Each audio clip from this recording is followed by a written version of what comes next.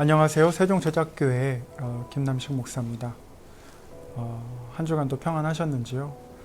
지금 장마가 중부 지방에 걸쳐져 있어서 많은 분들이 지금 어려움을 좀 당하고 계시고, 이 국지성 호우로 인해서 물난리를 겪고 계시는 분들 계실 텐데요. 모쪼록 인명피해 없고 모두 안전하게 있으시기를 소망하고 기도합니다.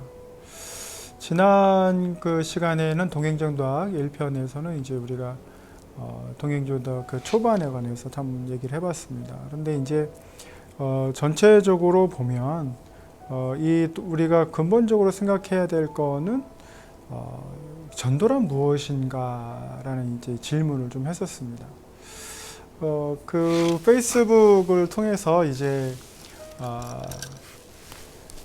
많은 분들이 오시잖아요. 많은 분들이 오시는데 이 페이스북은 이제 그 다양한 계층 분들이 오십니다. 이제 다양한 계층 분들이 오시는데 또 어떤 분들이 오시냐면 이제 신천지가 패친을 신청을 해요. 이제 아무래도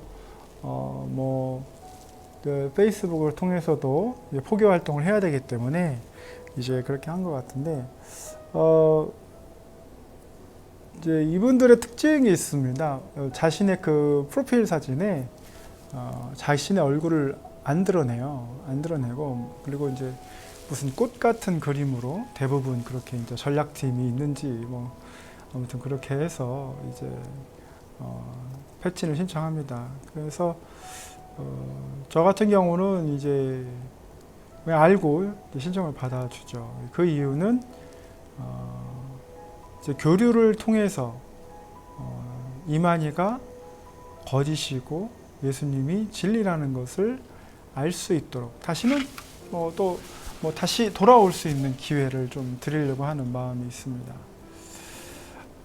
그런데 이제 그 전도를 몇 명 했나요? 라고 하는 질문이 있었어요. 그분들이 곱게 얘기하진 않고 좀 이렇게 비꼬아서 이야기하고, 어떤 분은 욕하고, 어떤 분은 이제 죽여버린다 이런 얘기도 하고.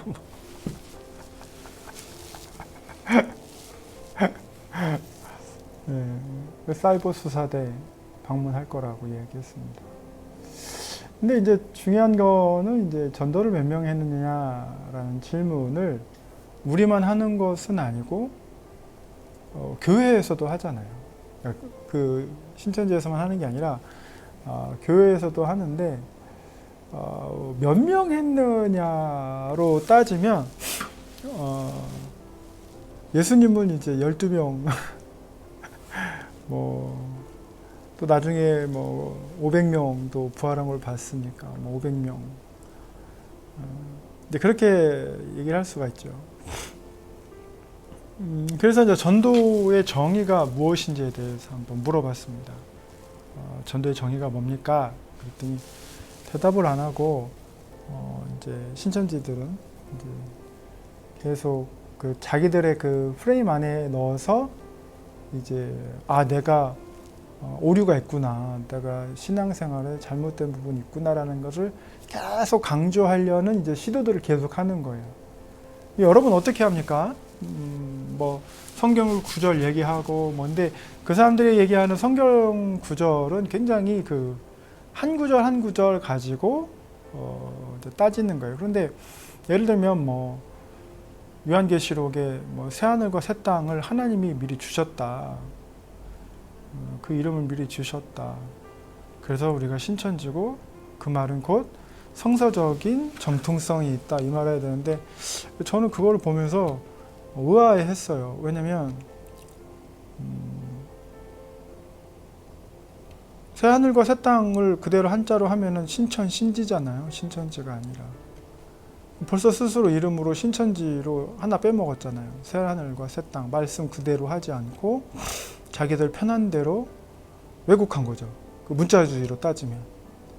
그럼에도 불구하고 막 자신 있게 얘기하고, 그리고 막 그 무례함과 화를 내는 것에 대해서 다른 박사님 오셔가지고 막 지적하고, 그러니까 나만이 바리새인과 서기관에게 꾸짖고 독사의 새끼들이라고 했고, 예수님도 성전 청소를 하면서 화냈고, 그래서 우리도 화낼 수 있다. 다시 말하면 그러한 그 개념을 가지고 뭐 할 수 있다? 죽일 수 있다. 사람을 죽일 수 있다. 근데 나만이 아니라 세례 요한인데 잘못된 성경 지식과 해석을 기반으로 뭐 한다? 맹신한다. 광신한다. 라고 보는 겁니다. 예수님께서 그 말고의 귀를 잘라내는 베드로를 보면서 치유해 주십니다. 말고를. 말고는 사람 이름이죠. 말고는 그 자신의 귀가 회복된 것을 보고 굉장히 어땠을까요? 뭐 평생 자신의 귀, 아니 제가 봐서는 그냥 뭐 귀 뭐 이렇게 하나만 잘 된 게 아니라 이게 귀가 이렇게 잘라나가면은 이제 안에도 피해를 입었는데 평생 귀는 잘 들렸을 것 같아요. 예수님이 직접 창조자께서 다시 빚어주셨으니까. 근데 그 말고의 후손들은 평생 그 말고의 귀의 이야기를 들었을 거란 말이죠. 후손들도 들을 거고. 그래서 예수님이 메시아다라는 것을 부인할 수 없는 증거를 가진. 근데 예수님께서 그렇게 폭력을 사용하는 그러니까 로마 제국을 폭력으로 군사적인 걸로 이렇게 이제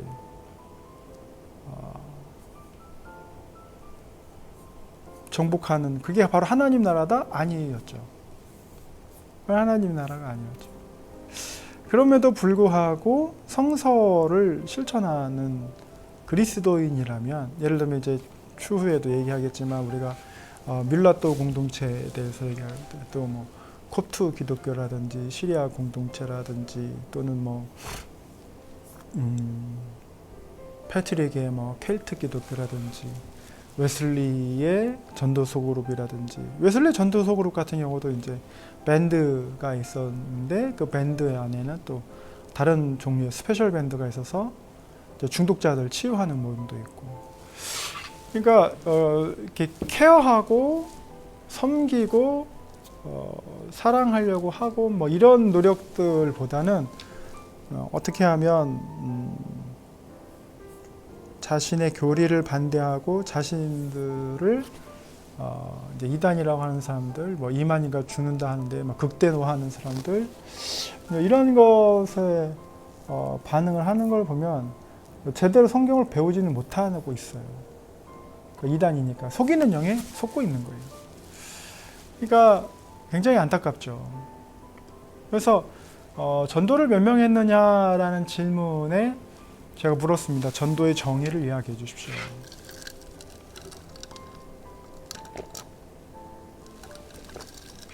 근데 이제 전도의 정의를 얘기하라니까 아무 말 못하고, 근데 그것을 우리한테 얘기를 한다면 전도는 마태복음 28장 19절에서 20절에 나온 전도는 제자를 만드는 것이다 라는 것이죠. 교회를 데려온다라는 거, 뭐 저희도 뭐 손소독 티슈 나눠주고 있지만 뭐 그게 다는 아니죠. 하나의 그냥 인포메이션만 전하는 거고, 또 한 가지 더 붙여서 그냥 뭐 건강하라고 손소독 티슈 주는 거고. 그런데 이제 그 전도를 어디까지 하느냐의 문제는 동행전도학에서 보면 동행이 이제 개념에 들어가 있잖아요. 그래서 이제 메타가 이제 들어가 있는데, 이 동행이라고 하는 것은 단순히 인포메이션만 전하는 것이 아니고 함께 성장하는 거거든요. 그래서 전도를 만드는 것은 이제 제자를 만드는 것은 이제 함께 성장하고, 왜냐하면 우리가 복음을 전하고 함께 성경 말씀을 나누고 양육을 하지만 그 사람의 말씀을 통해서도 양육자가 이제 도전을 받고 감명을 받고 은혜를 받을 수 있어요. 그래서 우리가 이 교회에서 양육자와 피양육자의 어떤 그 상하관계가 아니라 켈트 기독교에서 말하는 이제 그 소울 프렌드라는 거죠. 같이. 그래서 로마 기독교에서는 일반인이 가서 성경을 접할 수가 없으니까 일반인이 가서 사제에게 얘기하고 사제에게 면죄부 받고 뭐 이런 거. 네가 죄 용서함을 받았느니라 뭐 이렇게 하고. 근데 이거는 나중에 이제 골마 터지게 되지만 켈트 기독교에서는 사제한테 가지 않았어요. 왜냐하면 베드로전서 2장 9절 말씀을 통해서 너는 왕 같은 제사장이요 거룩한 나라요. 그래서 서로 고백했거든요. 그 서로 소울 프렌드예요. 서로 소울 프렌드가 없으면 인생을 살아가는지 내 의미가 없는. 그 사람 몸으로 치면 이제 그 켈틱 소울이라는 이제 그 책에서 보면은 머리 없는 육체라고 할 수 있죠. 머리 없는. 그러니까 굉장히 생명이 없는 신앙생활을 하는 거예요. 그래서 켈트 기독교에서의 관점에서 보면 만약에 여러분이 소울 프렌드가 없다면 머리 없는 이제 죽은 신앙생활을 하는 거죠. 이게 무슨 말이냐면 내가 주일날 가서 목사님께 말씀 듣고 아멘하고 그냥 이렇게 종교 활동하는 거하고 또 하나는 내가 정말 겪고 있는 가정 문제, 직장 문제, 건강 문제, 자녀 문제, 뭐 재정 문제 이런 모든 문제들을 함께 나눌 수 있는 그리스도인이 있어야 된다라는 거예요.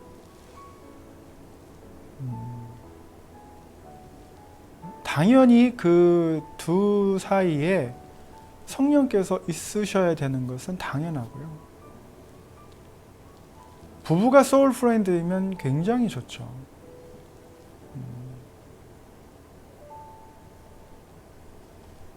또 결혼하지 않은 분들은 이제 그 동성간에 소울 프렌드도 좋고요. 또 연인 관계에서 소울 프렌드, 결혼을 이제 앞두고 전제하에 만나시는 분들 같은 경우는 이제 그런 소울 프렌드라고 하면 굉장히 좋죠. 그래서 평생 가는 거예요.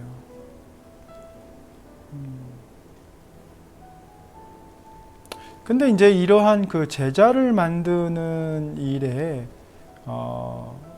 이런 소울 프렌드가 중요한 이유 중에 하나가 바로 이제 세큘러 포스입니다. 세큘러 포스는 이제 전에도 말씀드렸지만 이제 세속적인 힘이거든요. 근데 곰곰이 생각을 해보면 이 세속적인 힘은 어디에서 나오냐 이렇게 보면 사실은 우리 스스로 이제 빠지는 거죠. 왜냐하면 하와가 선악과를 보면서 먹음직도 하고 보암직도 하고 뭐 지혜로울 만하게도 할 것처럼 보였어요. 그리고 사단이 이제 극명하게 찌르죠. 하나님과 같이 될 수도 있다. 그리고 뭐하죠? 죽을까 하노라. 모든 경계선을 이제 허물어뜨리면서 이제 인간의 욕심을 자극을 하는 거죠. 인간의 욕심을 자극을 하는데 그 인간의 욕심으로 인해서 이제 욕심을 채우려니까 이제 돈이 필요하고 그래서 일련의 어떤 사건들을 보면 뭐 카드비 때문에 하지 말아야 할 행동들을 한 분들이 꽤 있어요.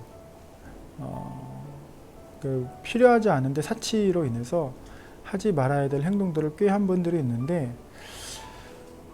이제 이것을 이제 신앙인이 그리스도인이 갖게 되면 이제 또 교회가 갖게 되면 또 목회자가 갖게 되면 세큘러 포스가 이제 들어오게 되는 거죠.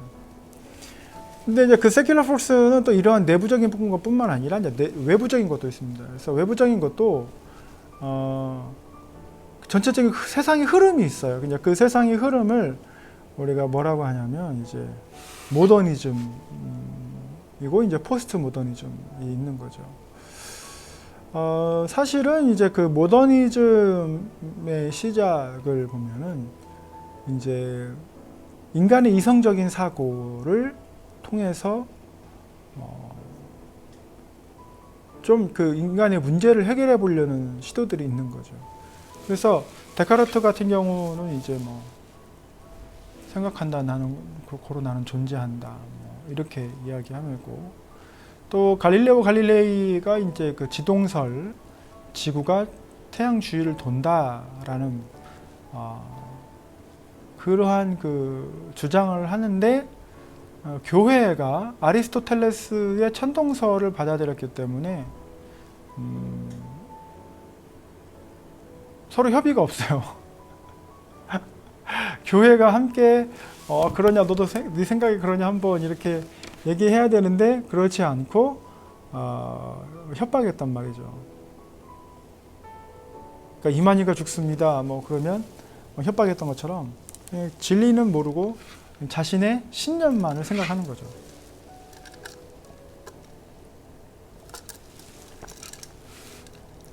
근데 이제 교회가 그렇게 계속 그 천주교가 몰아붙이니까 십자군 전쟁도 10세기에서 12세기까지 하고, 그러다 이제 르네상스가 일어나고요.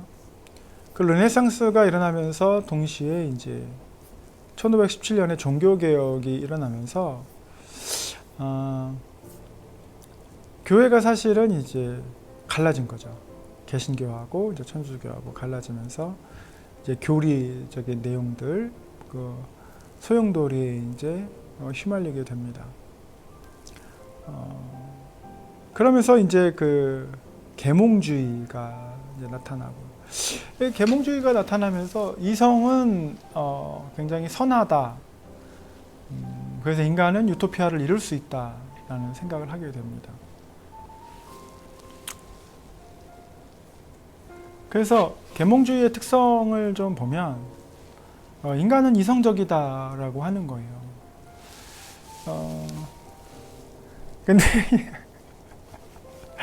데카르트가 뭐 난 생각한다, 고로 존재한다, 막 이런 얘기하고 막 하지만 원래 그 로마 제국이 시작하고 할 때 제국 밖에 있는 사람들은 네 발 달린 짐승이라고 리차드 플래처가 이제 보고를 하거든요. 그러면 인간은 원래는 야만적인 거죠. 이성적인 게 아니고. 그리고 이때 당시도 그 제한적으로 이제 문명화된 도시, 뭐 영국이나 어디 뭐 시골에 있는 사람들은 여전히 야만인이고, 스코틀랜드나 아일랜드 여전히 야만인이고, 가난한 사람들 뭐 그런 사람들 여전히 야만적이고. 그런데 여기에서 그 사람들은 인간이 아닌 거예요. 그러니까 독립선언문을 비꼴 때 그걸 누가 썼느냐? 흑인이 받아 적으면서 거기에 해당되는 인간은 흑인은 아닌 거예요. 그냥 노예일 뿐이지. 그러니까 인간의 정의가 백인, 뭐 문명화된 사회의 사람, 뭐 이런 걸로. 그러니까 자체가 이제, 그리고 이제 인간의 그 나중에 프로이드가 얘기하잖아요. 인간은 뭐 여기서 이성이라고 말하는 건 초자가 얘기지만 프로이드가 밝혀내는 건 인간은 뭐가 있어요? 이드가 있잖아요. 본능적이고 야만적인. 그러니까 오늘날도 우리가 그 죄가 없다라고 이성적으로 뭐 판단한다, 거짓말이죠. 항상 이드는 자아를 유혹하고 초자는 맨날 심판하면서 같이 넘어가고. 그렇습니다. 그래서 이제 인간은 원죄에 속하지 않고 근본적으로 선하다 하면서 이제 조지 헌터가 이제 얘기하면서 이제 이때 당시에 사고들을 얘기하는 거죠. 우리가 죄가 어디 있느냐, 성선설 얘기하고. 그러면서 뭐 우리가 전적인 타락을 했다. 이제 칼빈주의가 이제 얘기하면서 극단적인 칼빈주의는 인간은 완전 타락했다 이렇게 얘기하지만 점진적인 타락도 얘기하고. 그러니까 인간은 항상 그 가인한테 얘기했던 것처럼 하나님이 뭐라고 하시냐면 죄의 소원은 내게 있으나 이 말씀하시잖아요. 그러니까 죄의 소원은 있어요. 항상 있는데 그것을 이제 우리가 오늘날 신약 시대에 말하면 이제 성령으로 제어를 받는 거죠. 그리고 이제 그 우주는 기계와 같다 해서 지금 20세기의 그 지적 설계설 얘기하면서 어느 창조주나 어떤 절대자가 있어서 기계처럼 시스템을 돌려놓고 사라졌다. 그러니까 과학자들 얘기하는 거 뭐 비하하는 건 아닙니다. 근데 그 스티븐 호킹도 그렇고 어느 순간인가는 넘어가요. 그러니까 굉장히 그 형이상학적인 걸로 초월적인 물리학 뭐 이런 식으로 넘어가요. 그러니까 이제 그렇고 그리고 이제 여기서 하는 말은 사람들은 이성을 바탕으로 도덕적이다라고 썼지만 사람들은 이성을 바탕으로 도덕적일 수 있다죠. 도덕적일 수 있다. 어느 순간에만. 그러니까 이수연 씨가 일본에서 지하철에 떨어진 아이를 일본인 아이를 구하고 이제 그래서 죽은 일이 있었습니다. 역사를 생각해보고 일본의 태도를 생각해보면 주저할 수 있죠. 그런데 주저하지 않고 아이를 보고 그 휴머니즘, 아이 생명을 구해야 된다. 이제 이 생각만 하니까 이제 아주 도덕적인 일을 하셨죠. 그 다음에 사람들은 이성을 바탕으로 유토피아를 건설할 수 있다고 얘기를 하는 거예요. 그러니까 모든 것이 문명화되고 다 하는데 그 이면에는 뭐가 있습니까? 여기 뭐 이게 오류인데 이런 가설들이 오류가 뭐냐면 예를 들어서 우리나라를 봅시다. 우리나라를 보면 이제 뭐 3만 불, 4만 불 하는 시대고 사람들이 3D 업종 안 하려고 하고 그러니까 누가 와요? 인간이 인간의 그 유토피아를 위해서 인간을 소모하는 거예요. 그래서 외국인 노동자 오고 외국인 노동자들한테 나그네에게 성서의 말하기를 잘 대접하라 그랬는데 안 좋게 대접하고 그나마 이제 코로나를 보면서 조금 그나마 뭐 불법 체류 물어보지 않고 치료해주고 그러나 이제 그 비용이 너무 비싸가지고 정책도 바뀌어서 이제 상당한 비용을 또 내야 된다고 하더군요. 그 다음에 이제 과학과 교육은 인간을 자유케 한다 그랬습니다. 지금 교육부가 이 코로나와 상관없이 원격 교육 시스템을 갖추려고 하는 거예요. 그러니까 무슨 말이에요? 홈스쿨. 뭐 줌이라든지 뭘 통해서 홈스쿨을 시도하는 거예요. 왜냐면 이제 안전하니까. 근데 이제 이게 계몽주의, 저도 곰곰이 생각을 해봤어요. 왜냐면 이 논문을 쓰면서 우리가 학교 가서 뭐 클래스룸에 앉아가지고 막 이렇게 하는 게 과연 얼마나 되느냐. 예를 들면 뭐 대부분 보면 역사학자들이 보면 대부분 그 독학을 하거나 조선시대나 고려시대 또는 뭐 동네 서당 가서 훈장님한테 종아리 맞으면서 배우거나 또는 이제 조금 뭐 고급으로 넘어가면 성균관 같은 데서 가서 공부를 하거나 그런데 유치원 때부터 아니 뭐 어린이집부터 시작해가지고 대학원, 대학교, 대학원 갈 때까지 쭉 그런 그 시스템 그리고 특별히 그 일제 36년을 겪고 나서 일제식 교육을 하고 있는 한국 교육 시스템을 보면서 이게 인간을 만드는 건지 일개미를 만드는 건지 상위 1%를 위해서 99%가 일을 해야 되는 건지 이제 그런 시스템을 대한 회의가 있는 거죠. 그래서 미국에서도 그 홈스쿨러들이 이제 예를 들면 매사추세츠주의 이제 교육청과 이제 소송전 벌이면서 학교에 가야만 진정한 교육이 이루어지느냐에 대한 질문을 던졌고 거기에서 승소했습니다. 근데 이제 우리나라 같은 경우는 홈스쿨 취약의 의무에 이제 유권 해석이 이제 중요한데 한 아이당 300만 원 정도 이제 재정이 책정이 되어 있는데 학교 가면 뭐 무료 급식이라든지 뭐 전기라든지 물, 뭐 교사의 월급, 교과서 이런 것들로 이제 소모가 되죠. 그러나 이제 홈스쿨하는 분들은 현행의 어떤 유권 해석에 따져보면 벌금 내야 되는 한 500만 원 뭐 된다고 하던데 벌금을 내야 된다고 하더라고요. 그렇게 되면 이제 교육은 하고 있고 가정을 홈스쿨로 인정을 하지 않고 대안학교를 정식 학교로 인정하지 않고 그러면 상당한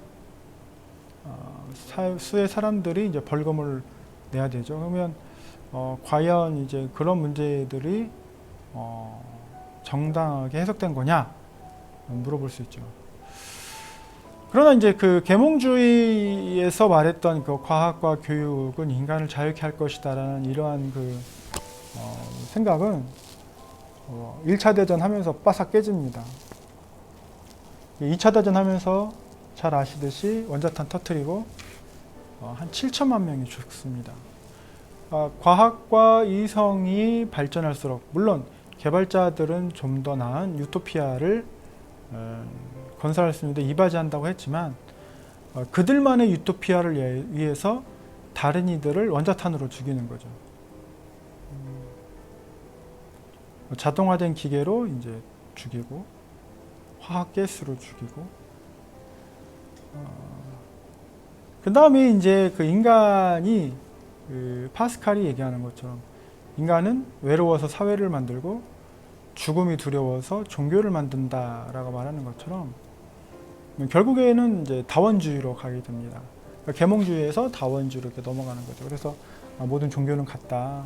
얼핏 생각하면 그렇게 생각할 수 있어요. 얼핏 생각하면 이슬람이든 뭐 티베트 불교든 불교든 힌두교든 뭐 다 뭔가 그 죽음을 극복하려는 예를 쓰는데 그 죽음을 극복하지 못하고 부활하지 못하는 이야기들을 성경을 빼고는 얘기하지를 못해요.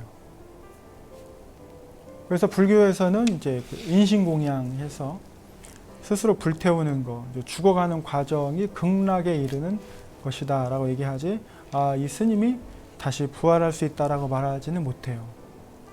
왜냐하면 그런 일을 보지도 못했고 듣지도 못했고 믿을 수도 없고 또 그렇게 말하는 경전은 성경 외에는 없고 성경은 읽지 않고 그래서 이런 다원주의로 이제 빠지게 되는 거죠.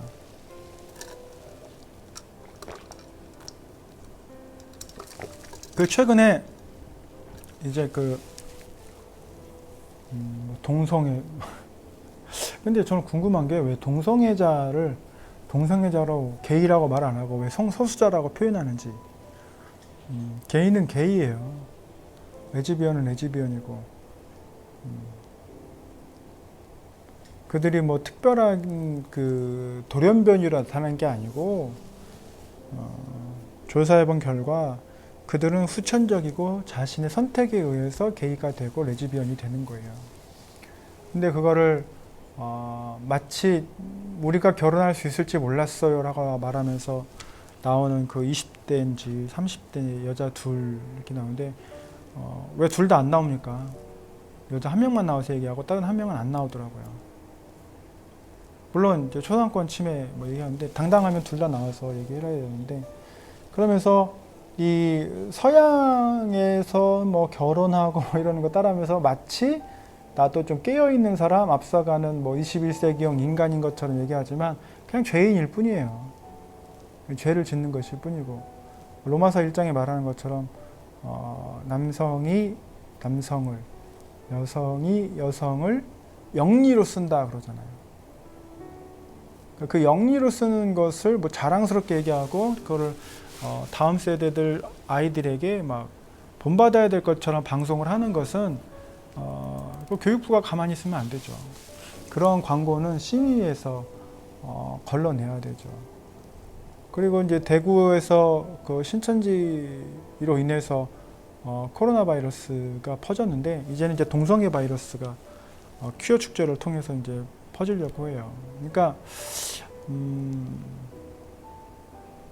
우리가 뭐가 옳고 그른 것인지를 모르는 시대에 사는 거예요. 그게 어떤 시대예요? 여기는 지금 우리가 말하는 건 이제 모더니즘이지만 포스트 모더니즘 시대가 그런 거예요. 아무것도 없어요. 정체가 불명해요. 이제 이 모더니즘 시대는 양분화된 시대라고 할 수 있는데 하나는 가장 근본적인 질문을 해요. 어떤 질문을 하냐면 하나님은 살아계시냐? 우주가 기계 같다, 인간의 이성이 뭐 최고다, 막 이렇게 했는데, 그래서 원래는 알렌 플라팅가의 그 노틀담 대학의 그 변증학자는 원래 과학과 종교가 싸울 일이 없었는데, 대립할 일이 없었는데, 그 쉽게 말하면 천주교에서 초동 대처를 잘 못해가지고 갈릴레오와 갈릴레이라는 그 대화를 잘 하지 못한 이유로 인해서 지금 이런 현상이 일어나는 거예요.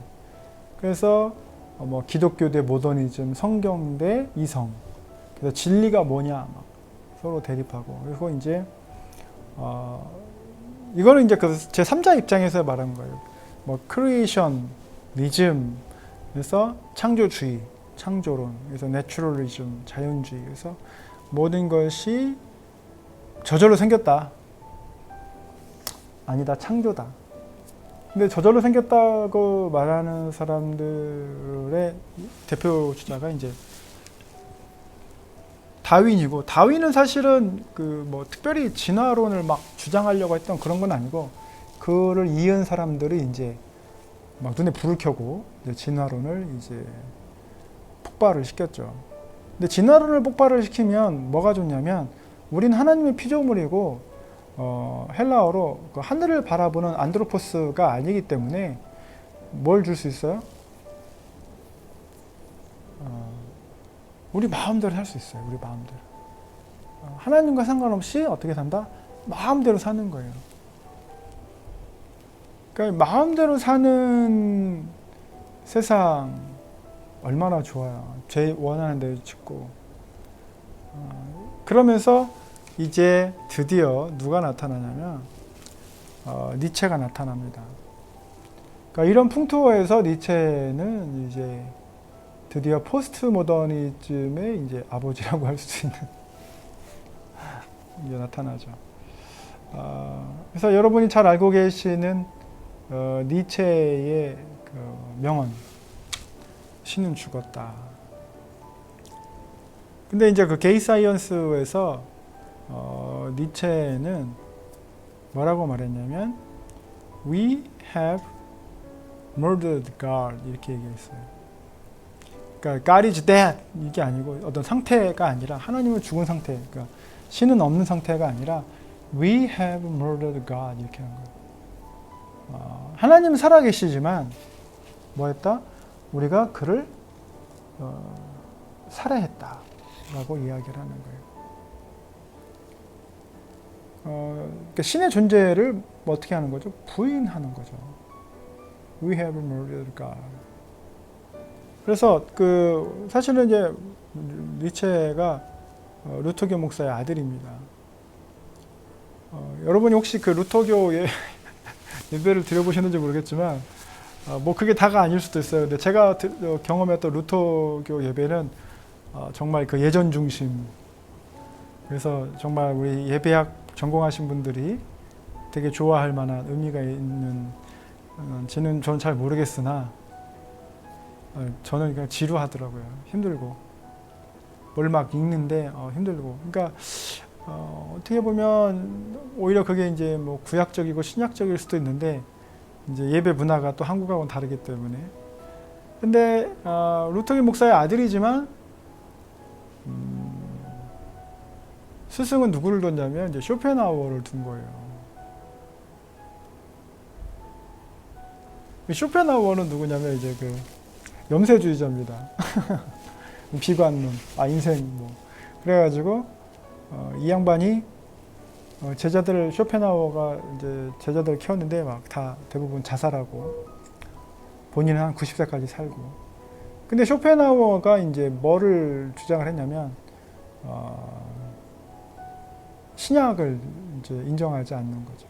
예수를 인정하지 않는 거죠. 그러니까는 목사 아들이지만 예수님을 만나지 못하는 이제 불행을 겪습니다. 근데 이제 이분이 똑똑하니까 이제 스위스 바젤 대학에서 종교학 교수로 이렇게 이제 있었는데, 결국에 이제 50대에 정신착란으로 이제 미쳐서 죽는 거예요. 여기서 뭐 예수 안 믿어서 미쳐서 비판해가지고 미쳐서 죽었다 이런 말 하는 거는 좀 선을 넘는 것 같고. 그러니까 이분이 니체가 이제 예수 그리스도를 만나지 못하고 계속 회의론자로 이렇게 살아가는 거예요. 그러니까 다원주의가 오고 다원주의 안에서 인간의 그 종교적인 특성들에 대해서 이야기를 하다가 결국에는 인간이 인간 스스로, 왜냐하면 또 이제 그 도덕적인 사회, 비도덕적인 인간 책을 이제 또 나와서 결국엔 보면 이렇게 인간이 어떤 종교를 믿어가지고 막 180도 확 변하는 분도 있지만 대다수가 척하거든요. 하는 척. 진실로 성화를 추구하고, 그래서 거룩한 삶을 살려 하고, 이것보다 척하는 게 훨씬 쉬우니까 그쪽을 선택하고, 그러니까 그런 것에 이제 많은 회의를 느꼈겠죠.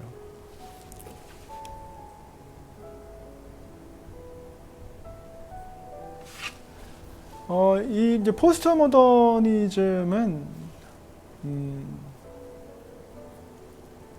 본격적으로 이제 20세기에서 2차 대전이 끝나고 나고 이제 1972년 7월 15일에 이제 세인트루이스에서 프릿 이고에라는 이 건물이 이제 폭파되면서 포스트 모더니즘이 상징적으로 시작됐다라고 이제 말하고 있어요. 왜 그러냐면 이 건물이 이제 아파트처럼 보이는데 보수를 해야 되는데 보수를 하자니 새로 짓는 것보다 더 돈이 많이 들어서 해체하는 걸로. 그래서 가장 그 아까 말했던 유토피아적이고 이성적이고 막 이런 그런 상징인데 이것을 이제 다 철거를 하는 거죠.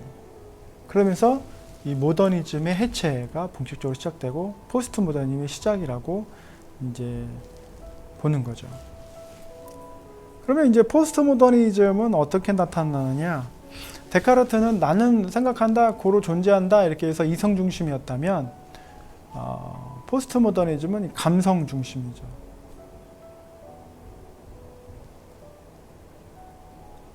그러니까 그 모더니즘 시대에는 예를 들어서 페이스북에서 신천지가 댓글을 한다고 하면 뭐 A, B, C, D 해가지고 기승전결해서 논리적으로 막 얘기하는 게 아니고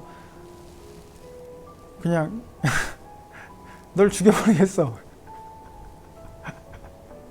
그렇게 답글을 달더라고요. 감성적이죠. 논리는 필요 없어요. 감성적이고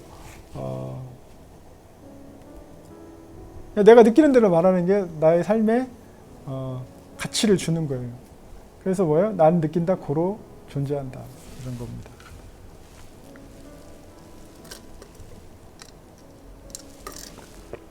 그리고 뭐죠? 반항한다. 고로 나는 존재한다. 그러니까 하루는 빌리 그레이엄 목사님이 교회 일로 인해서 전 세계 전도 집회를 위해서 이제 집에서 이제 세계적인 목사님들과 회의를 하고 있었나 봐요. 그런데 이제 그 아이러니하게 그 빌리 그레이엄 목사님이 누구는 전도를 못했냐면 아들은 전도를 못한 거예요. 비슷하죠, 니체하고. 근데 이제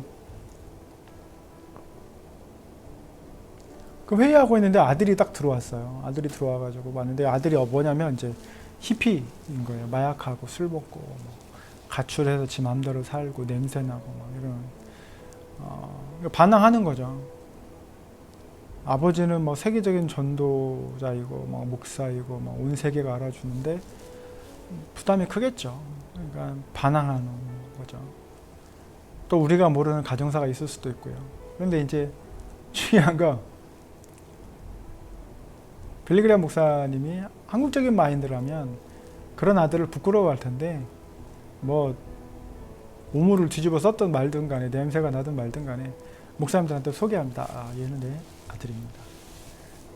짐 그레이엄입니다. 막 소개해줘. 거기서 아들이 회심했다고 하더라고요. 아버지가 자기를 부끄러워하지 않고 사랑하는구나. 그러니까 감성적인 터치가 중요한 거죠. 그 분한테는. 근데 교회에서도 젊은이들에게 감성적인 터치가 중요하다고 하면 좀 조심해야 될 게 뭐 그렇다고 뭐 감성적인 집회를 뭐 계속하고 해야 되냐? 그건 아니고요. 하나님의 사랑을 느낄 수 있도록 구체적으로, 이성적으로 해야 된다. 그런 거겠죠. 그러니까 하지 말아야 할 것은 이렇게 코 뚫고 교회 오지 마라. 네가 무슨 황소냐? 막 이렇게 비판하는 것보다 감성적인 특치라고 하면 이렇게 말할 수 있죠. 와우, 새로운 도전인데? 그래서 이번엔 어떤 컨셉이니? 라고 물어봐 주는 거죠. 그 개인에 대해서 물어봐 주는 겁니다. 그래서 나는 소속되어 있다, 고로 나는 존재한다, 이 말은 이제 더 이상 그 게마인샤프트적인 공동체는 어렵다.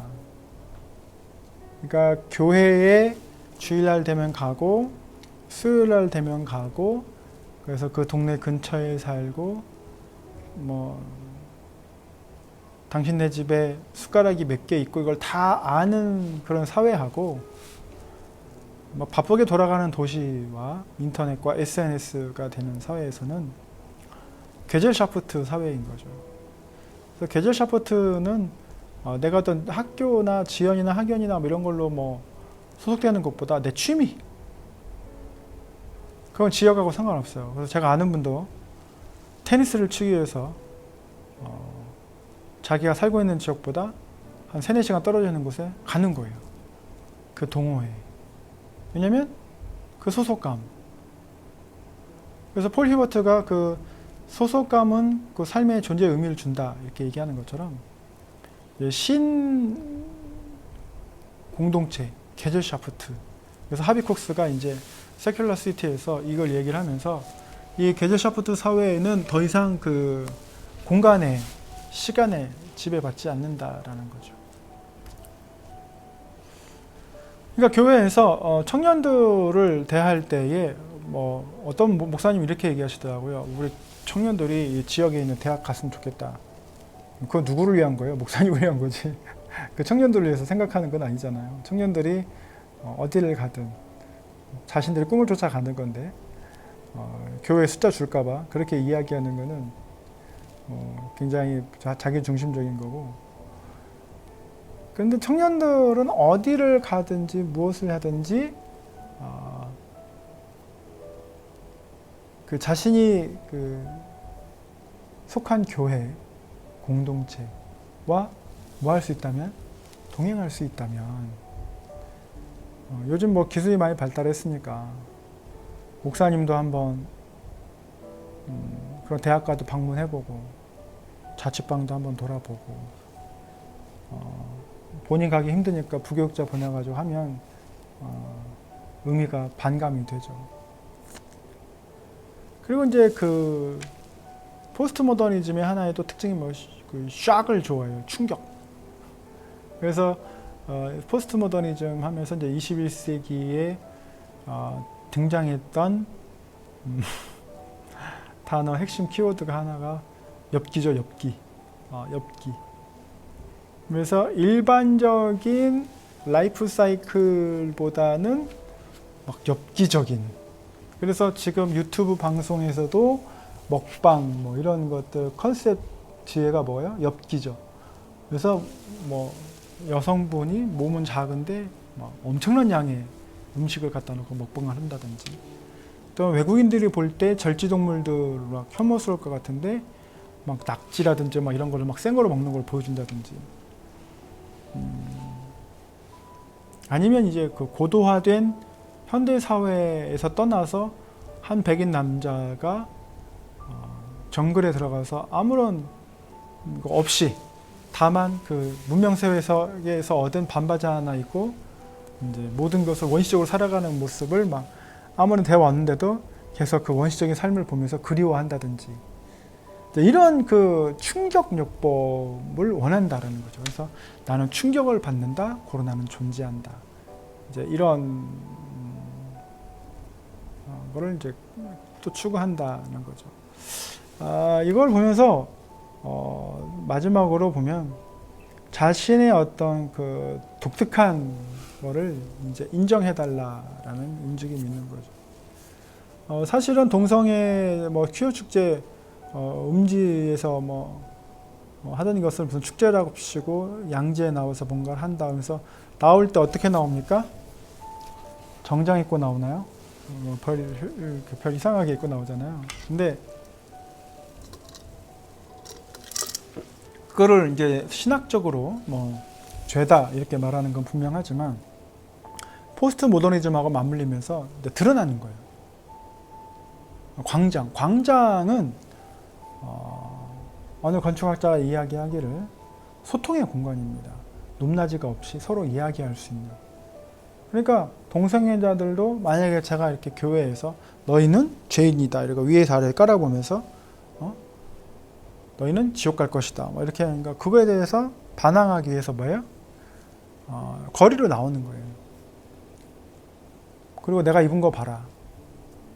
너희가 또는 너희 자녀들이 이렇게 입으면 너희들 까무러치겠지? 한번 까무러쳐 봐라. 나는 나다. 그래서 어쩌라고? I am. So what? 내가 이런데 어쩌라고? 막 여기서 하는 거예요.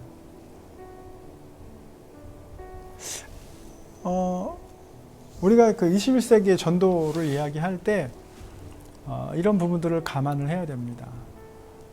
어디 감히 뭐 이런 말을 할 필요가 없어요. 그래서 교회가 이제 포스트 모던 시대에 4가지의 형태로 이제 나타난다고 이야기를 합니다. 그래서 피터 세비지는 강의실 같은 교회, 여전히 이제 모더니즘 같은 교회인 거죠. 그래서 탑다운 방식으로 이야기를 해주는 거. 그 다음에 이제 극장 같은 교회. 그래서 이제 예전에 윌로우 크릭이라든지 구도자 예배했던 그런 교회들. 그래서 윌로우 크릭 어소시에이션에서 윌로우 크릭 교회가 잘 되니까 거기에 연합체를 만들어서 막 그 방식들을 도입을 했어요. 그래서 극장을 빌려가지고 예배도 드리고 사람들이 막 보고. 근데 이제 그 윌로우 크릭 교회의 빌 하이벨스 목사가 이제 불미스럽게 부적절한 관계로 은퇴하고. 그러니까 결국에는 그 숫자를 쫓아가서 성장하는 걸 보면서 그 목회자들한테 가장 큰 유혹이 그거잖아요. 그 숫자적인 성장. 그러니까 우리도 너랑 똑같이 그 프랜차이즈처럼 돼서 윌로우 크릭 어소시에이션을 만들어서 그렇게 하면 되겠지 했어요. 그래서 윌로우 크릭 교회에 따라서 했던 교회 중에 하나가 켄터키 주에 있는 이제 렉싱턴에 퀘스트 커뮤니티 처치가 있습니다. 극장 같은 교회예요. 근데 거기도 담임 목사님이 이제 그 사역자와 부적절한 관계가 드러나서 사임하고. 그러니까는 그 옆에 그림 보시면 알겠지만 저 교회인데 휘황찬란하잖아요. 그러니까 겉모습을 휘황찬란하게 하고 좋은 그 뮤지션들 데려다가 조명 쏘고 음악 놓고 좋은 주차장 해놓고 이렇게 해놓으면 그게 포스트 모던 시대의 백인들의 그러면서 종교적인 욕구를 추구하는 사람들한테는 딱 맞는 거예요. 그러니까 사람들이 몰려오는 거예요. 그러니까 그 뿌리 깊은 성장이 아니라 모래성을 쌓는 거죠. 그래서 기업 같은 교회를 만드는 거죠. 그래서 기업 같은 교회는 사실 맥도날라이징 처치 이렇게 얘기하지만 이건 한국이 잘하는 것 같아요. 한국이 기발하게 하는 것 같아요. 예를 들면 이제 명성교회 같은 경우는 세습 방지법을 책정을 하고 옆에다가 개척을 하고 그다가 다시 청빙하는 걸로. 그러니까 그것도 이제 그 합병하는 것처럼 기업이 합병하는 것처럼 그렇게 절차상의 하자가 없다.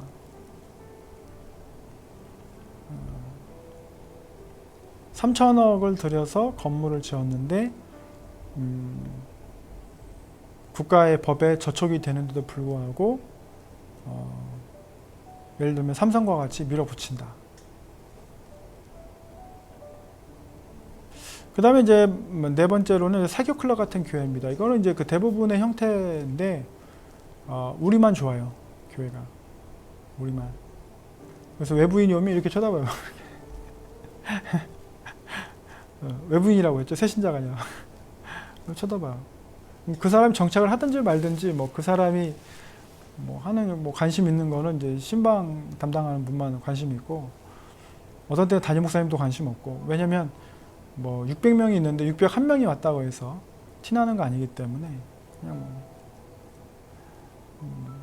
그래서 자기들만 좋아요. 근데 자기들만 좋은 이 사교 클럽 같은 교회의 이제 가장 큰 약점은 자기들만 좋던 세대가 지나가면 그 자녀들도 좋을까?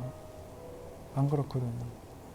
우리 그때 이 찬양으로 어떻게 손을 들고 각도는 몇 도로 해서 이렇게 했는데 그때 참 은혜 받았어. 근데 그들의 자녀는 그 찬양이 진부해요.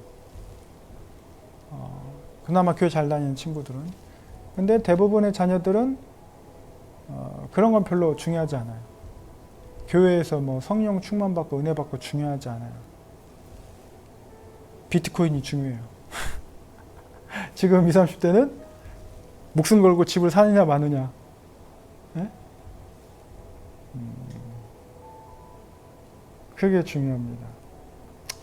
그래서 지금 교회는 21세기의 포스트 모더닌들과의 대립을 하고 있어요. 대립을 하고 있기 때문에 당연히 그들이 교회에 안 와요. 그래서 그들은 정부의 어떤 제재라든지 조직의 제재라든지, 그러니까 군대가 어떻게 해요? 이거를 깨닫고 핸드폰을 주잖아요.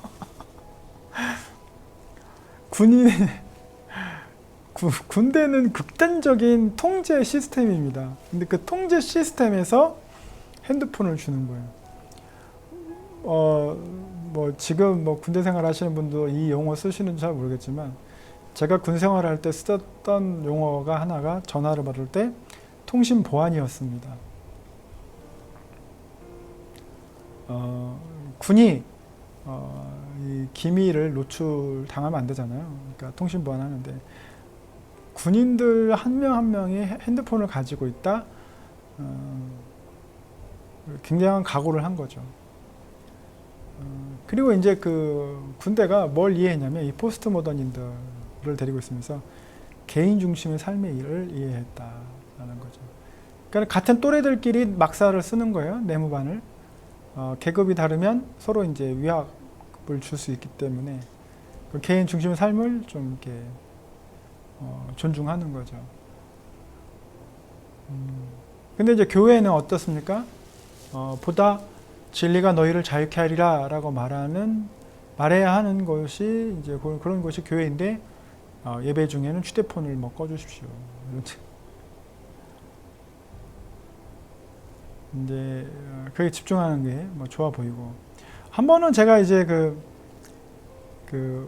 미국에서 돌아와서 한국에서 예배를 드리고 이제 잠시 이제 부교육자로 있었는데, 성경을 그 아이폰으로 봤어요. 성경 앱으로.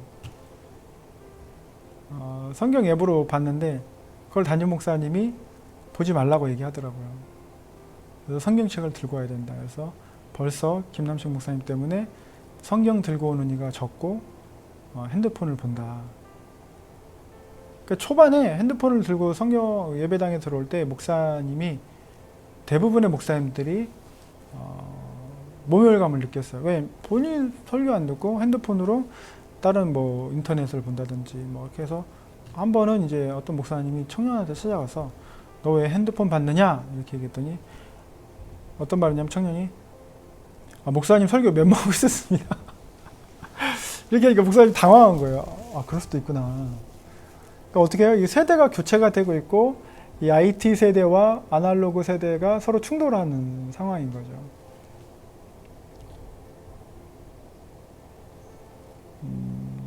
그러면서 이제 자신의 아까 그 게젤샤프트 사회, 자신의 취미라든지 취향을 공유하는 그런 소그룹을 지향하는 게 이제 포스트 모더닌들이라는 거죠.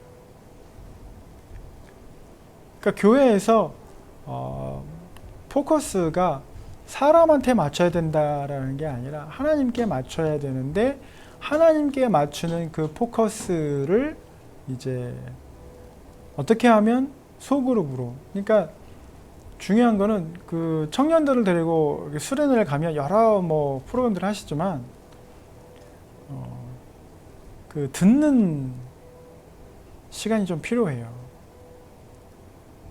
그래서 이렇게 한 10명 정도 앉아서 어떤 고민이 있는지, 그리고 그 고민이 밖으로 새나가지 않도록 하고 서로 약속하고 이야기할 수 있는 집단 상담적인 컨텍스트가 중요한 거겠죠. 그래서 얘기를 하면 아이들이 이야기합니다. 이야기를 하면 마음이 녹아요. 그 마음이 녹으면 그 녹은 데에다가 하나님의 말씀을 탁 심어주는 거예요.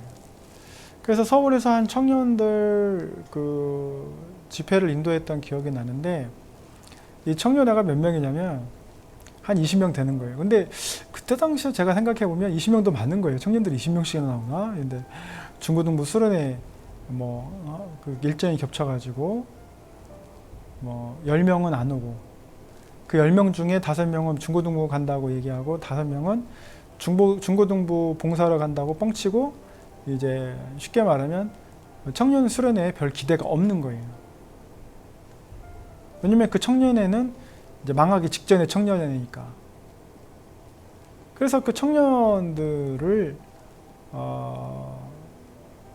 나머지 반절 50% 되는 10명의 청년들이 강화도에 왔어요. 그래서 강화도에서 10명 데리고 같이 이제 수련회를 보냈는데, 수련회의 핵심은 뭐였냐면 상담이었어요. 제가 우리 상담학 전공하시는 분들에 비하면 전혀 내세울 건 없습니다. 근데 이제 MMPI라는 것을 배워서 그 참석하는 청년들을 미리 MMPI 검사를 했어요. 그리고 좀 실력 있는 분석하시는 분, 우리 상담학 전공하신 분에게 의뢰를 해서 이제 평가서를 받았고, 그 평가서를 바탕으로 해서 1대1 상담을 했어요. 그리고 나서 1대1 상담을 하고 나니까 이제 우리만 알죠. 상담자와 피담 내담자만 아는 거죠. 그런데 이제 상담이 끝나고 저녁에 집회를 하면서, 집회라고 해봐야 10명 모였으니까 이게 서로 앉아서 기도하는 거죠. 근데 이제 하나님 말씀 구하고 중보기도 하면서 각 사람의, 여기 보면 개인 중심 삶을 이해한다고 했잖아요. 그래서 각 사람을 놓고 서로 중보할 때 저와 그 청년이 이야기했던 내용의 기도 제목들이 각 청년들에게서 나오는 거예요. 이 부분을 위해서 기도했으면 좋겠습니다. 이 부분을 위해서 기도했으면 좋겠습니다. 이 부분을 위해서 기도했으면 좋겠습니다. 놀랍도록 하나님께서 각 사람의 입을 통해서 각 공동체에 소속되어 있는 각 사람의 기도를 하게 하시는 거예요. 그러니까 그걸 경험한 청년들이 전화하기 시작했어요. 오라고. 청년회 부장님 달려오시고 몇몇 친구들 오고, 5명이 또 왔어요. 그래서 수련을 잘 마쳤습니다. 그리고 나서 10월 달에 연락이 왔어요. 청년회 헌신 예배 드리는데 강사로 와달라고. 근데 오지 않은 5명은 너무 아쉬워했다. 그러니까 이 집단적으로 집단 최면을 걸려는 수련회는 곤란하고, 예수님께서 12명을 데리고 다니시면서 하셨던 동행전도는 각 사람을 다 이야기하잖아요. 각 사람의 그 내재되어 있는 그 자기들만의 그 이드, 자기들만의 자아를 다 드러나게 하세요. 다 드러나게 하시고, 우리가 이제 실천편에 나오겠지만 다 드러나게 하시고, 자신들이 얼마나 만용에 쩔어 있고 자신들을 얼마나 스스로가 잘 모르는지에 대해서 이제 깨닫게 해주시죠. 그래서 네, 그런 과정이 필요한 거예요. 청년들하고 그런 대화가 좀 필요하고 젊은 세대 집사님들도 필요하고 그렇습니다. 그래서 특별히 이제 교회 리더 되시는 장로님들, 권사님들 이런 분들, 이런 청년 세대를 이렇게 만나고 얘기를 하시면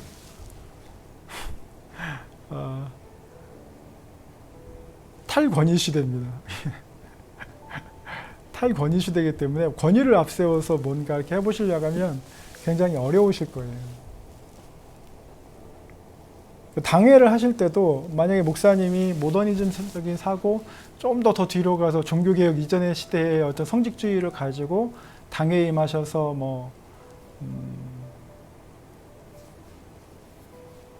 뭔가를 하려고 한다? 위에서 아래로 뭔가 이렇게 권위적으로 하려고 한다? 아마 어려우실 겁니다.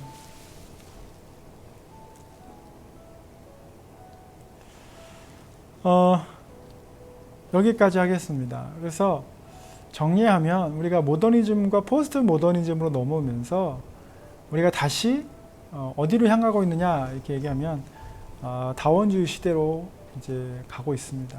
그래서 많은 진리들이 존재한다고 해서 뭐 신천지든지 뭐 다른 이단들이라든지 뭐 남미 호랭개교라든지 뭐 이런 각자가 다 자기가 원하는 종교를 가지고 또는 어떤 종교단체에 속하지 않더라도 자기가 추구하는 신념을 그대로 그냥 추구하는, 그래 내가 지옥 갈게 이러면서 얘기하는 사람들, 그런 사람들하고 얘기를 할 때, 전도를 할 때는 충분히 대화가 필요하고요. 그분들과 함께 충분히 서로 공유가 필요합니다. 그래서 컨버전 얘기할, 영어로 회심을 컨버전이라고 얘기하는데 그 어근이 뭐냐면 컨버세이션, 컨버스입니다. 그래서 대화가 회심을 이끄는 거예요. 결국에는